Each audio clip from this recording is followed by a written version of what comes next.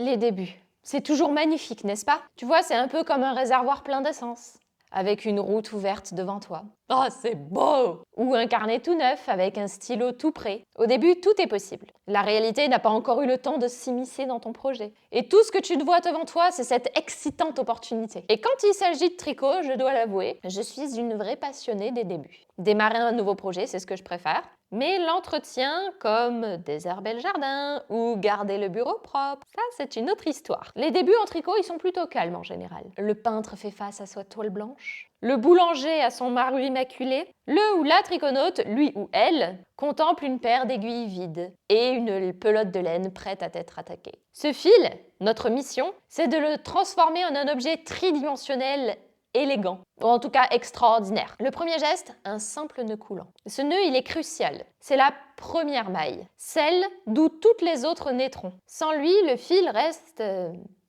juste du fil en fait, sans vie, sans projet. Et ce qui est fascinant, c'est que les tricoteurs, les tricoteuses du monde entier, durant des années, ont inventé des dizaines et des dizaines de façons de monter les mailles. Des fermes, des extensibles, des souples, des rigolos. Et chaque méthode a sa propre place. Ce que j'adore avec le montage des mailles, au-delà de la technique, c'est toute la symbolique qu'il y a derrière. C'est le début d'un nouveau projet, un nouvel espoir tissé qui ne demande qu'à naître et grandir sous nos doigts. Qu'est-ce que tu aimes dans le tricot? Plutôt les débuts ou plutôt la fin?